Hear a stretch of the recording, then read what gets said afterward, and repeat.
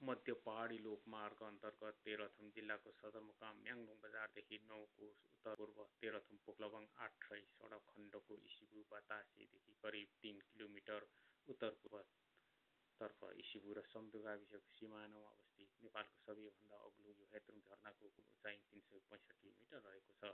हिउँदो याममा पानीको मात्रा अलिक कम्ती हुने र त्यसमा पनि पानीको फोहराहरू क्रमशः थुप्रै ठाउँहरूमा ठोकिँदै झर्ने हुँदा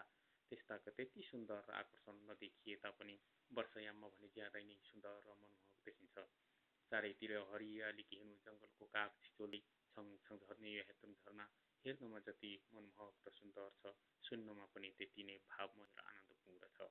हिउँदयाम र वर्षायाममा अलग अलग रूप र अलग अलग किसिमको ध्वनि प्रवाह गर्दै कपासको बुहा झैँ कुनै ठाउँ साँगुरिँदै र फुक्दै झरेको पानीको फोहराहरूले एकातिर मन त्यसै लोभ्याइरहेको हुन्छ भने अर्कोतिर सङ्गीतको धुन चाहिँ तरङ्गित भएर आउने आवाजहरूले मन चाहिँ त्यसै भरङ्ग पारिरहेको हुन्छ। मध्य पहाडी लोकमार्गसँगै जोडिएर सुचारू मार्गको छेउमा रहेको यो हेतुङ झरनालाई दृश्यावलोकन गर्नको लागि असार साउन भाद्रको महिनाले अति उत्तम मानिए तापनि 12 महिना दैनिक जसो देशी तथा विदेशी पर्यटकहरूको उपस्थिति रहने गर्छ।